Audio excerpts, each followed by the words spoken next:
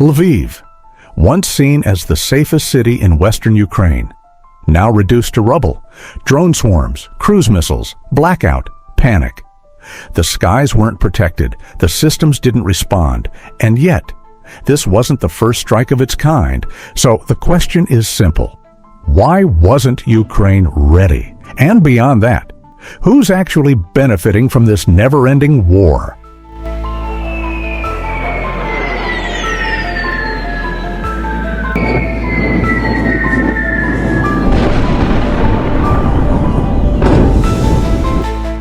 It's been over 2 years since full-scale war broke out. Cities destroyed, troops lost, civilians displaced. And through it all, one pattern repeats. Ukraine keeps fighting, but without direction. Their air defense is patchwork at best. Kyiv gets protection.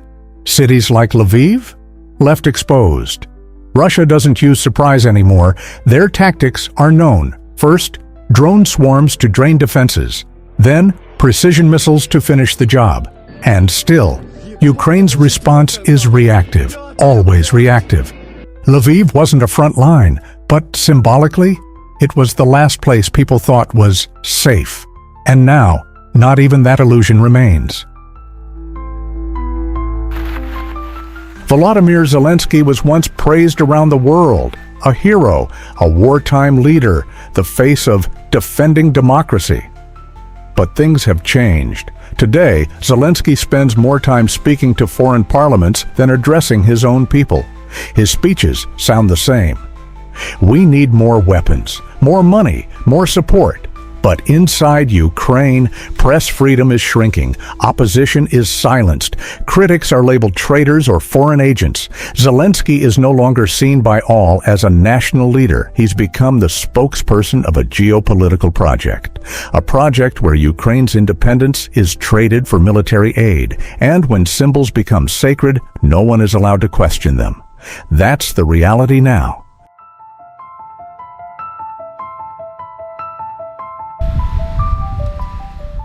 Every HIMARS fired, every Leopard tank sent, every Starlink satellite uplinked, all of it from the West, the US, Germany, NATO, IMF, World Bank.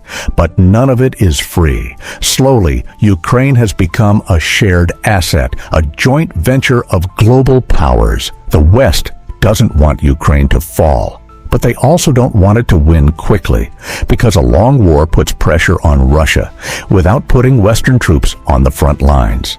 It's modern colonialism, not with troops and flags, but with contracts, aid packages, and strategic dependence.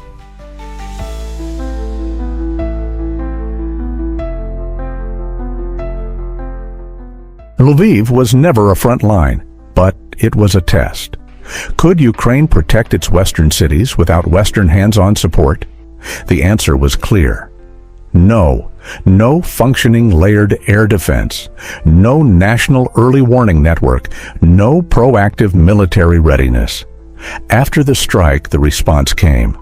Public appeals, emergency statements, new aid requests.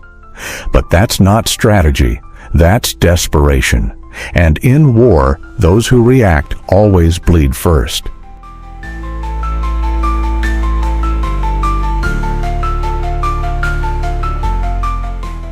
Russia has repeatedly expressed conditional openness to negotiations, and in truth, even Kyiv knows this war isn't winnable on Ukrainian resources alone. So why not negotiate? Because peace, real peace, would collapse the entire strategic project. If Ukraine made peace, NATO would lose its leverage, the US would lose its foothold, and the EU would lose its justification for militarization. In this game, peace isn't weakness, it's bad business, and Ukraine, they're stuck in the middle, not allowed to win and not allowed to stop.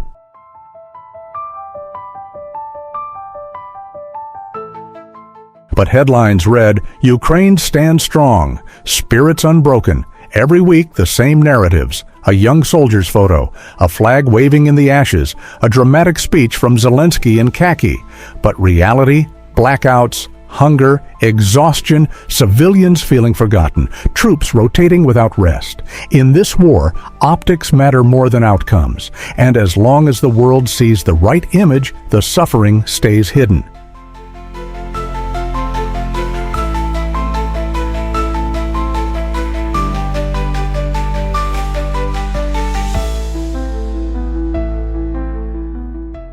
This isn't just a battlefield, it's a stage where global powers move pieces and ordinary Ukrainians pay the price. Russia may be condemned by many, but this war can't be reduced to aggression versus democracy. That's propaganda. That's the easy narrative. Ukraine today is not fighting to win, it's fighting to survive, not out of free will, but because others have decided that war must continue. Lviv proves that nowhere is safe. And when geopolitics controls the war map, no city is off limits.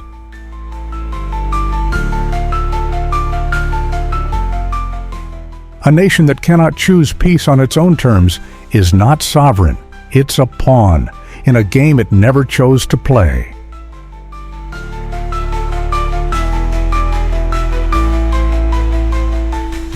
If you feel like mainstream media only tells you half the story, you're not wrong. Like, share, subscribe. Here, we uncover the layers most won't show you, because reality isn't black and white, and the truth isn't always on the front page.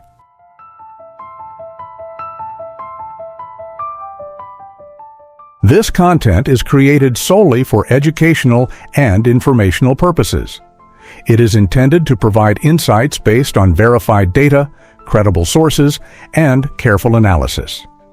Our goal is to foster a deeper understanding of modern military technology and current events, not to promote or endorse any form of conflict, propaganda, or political agenda. We strictly oppose the spread of misinformation and hoaxes. Every piece of information presented has been carefully sourced from reliable, publicly available references. We encourage viewers to approach the topic with critical thinking and respect for all sides involved, maintaining a focus on knowledge sharing and open discussion.